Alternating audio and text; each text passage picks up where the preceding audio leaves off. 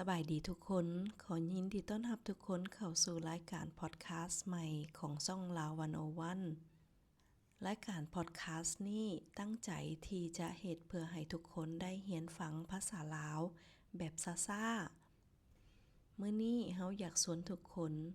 มารู้จักหนังสือพัฒนาตนเองเล่มหนึ่งที่บ่ได้สอนให้เฮาเป็น CEO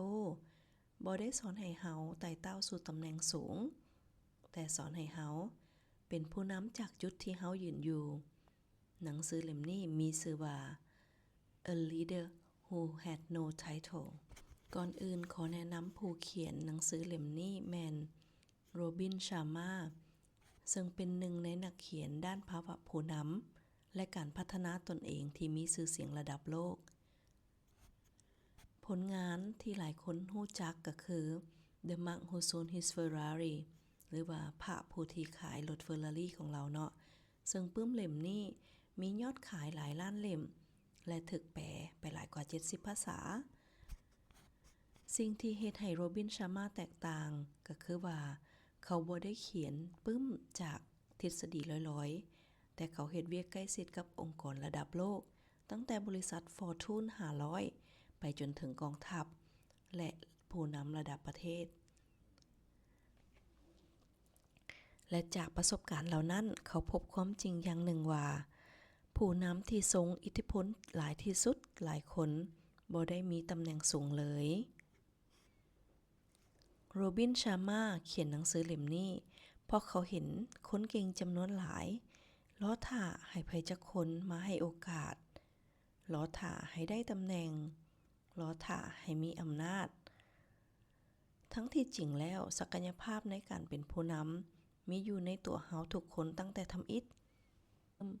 โรบินชามาเขียนปึ้มเล่มนี้เพื่อบอกเฮาว่า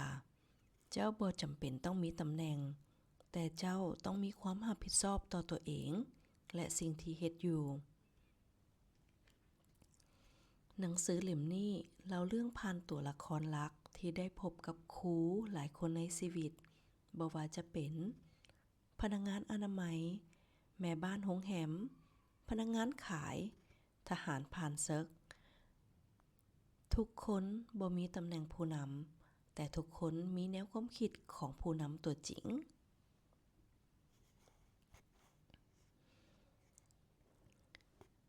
สรุปบทเรียนที่1เจ้าบ่ต้องรอท่าให้ไผแต่งตั้งเจ้าเป็นผู้นำหนึ่งในตัวละครหลักสำคัญของหนังสือก็คือพนักงานอนามัยซึ่งทำความสะอาดในอาคาร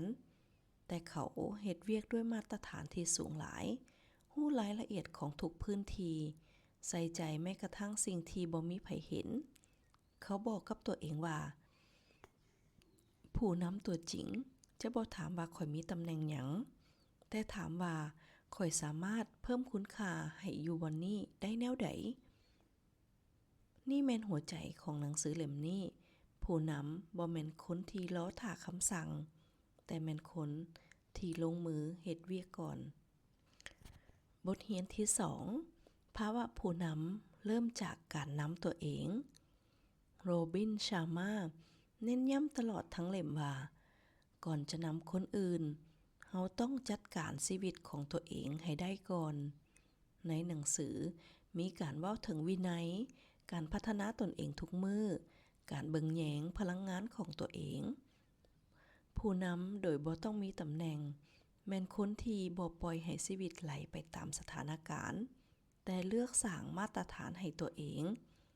ถึงว่าจะบ่มีไผมากวดสอบบทเรียนที่3เวียกน้อยๆบ่เคยเฮ็ดให้ไผเป็นคนตัวน้อยมีตอนหนึ่งในหนังสือที่เล่าถึงแม่บ้านของโรงแรมที่เบิ่งแย้งห้องพักคือเป็นบ้านของตัวเองเลยเราเชื่อว่าแขกอาจจะบ่จื่อชื่อของเราแต่จะจื่อจำความรู้สึกดีๆที่ได้รับโรบินชามาใช้ตัวอย่างนี้เพื่อบอกเฮาว่า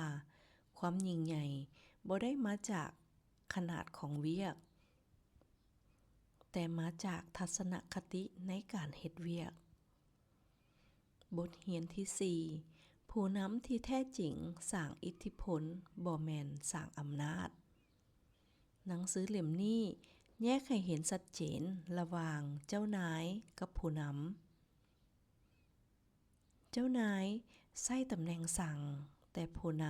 ำใช้ตัวอย่างนำในเรื่องมีตัวละครที่เป็นทหารผ่านศึกซึ่งบอกว่าคนจะย่างตามเจ้าบ่แม่นย้อนเจ้าสั่งแต่ย้อนเขาเชื่อใจเจ้านี่แม่นภาวะผู้นำที่บ่มีวันล้าสมัยบทเรียนที่ 5 ความสำเร็จคือผลลัพธ์ของสิ่งเล็กๆน้อยๆที่เฮ็ดทุกๆมื้อโรบินชาม่าบ่ได้สอนสูตรลัดแต่สอนให้เฮาเคารพขบวนการอ่านมื้อละหน่อยฝึกทักษะมื้อละหน่อยพัฒนาตัวเองอย่างต่อเนื่องผู้นำโดยบ่ต้องมีตำแหน่งแม่นคนที่เข้าใจว่า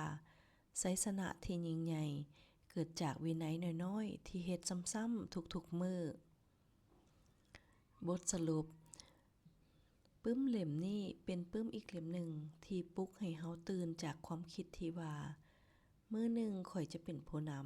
ำแล้วแทนที่ด้วยคำถามว่ามื้อนี้ข่อยจะนำด้วยการกระทำแล้วหรือบ่เพราะบ่ว่าเจ้าจะอยู่ตำแหน่งใดเฮ็ดอาชีพหยังอยู่หนังสือเล่มนี้จะบอกเจ้าว่า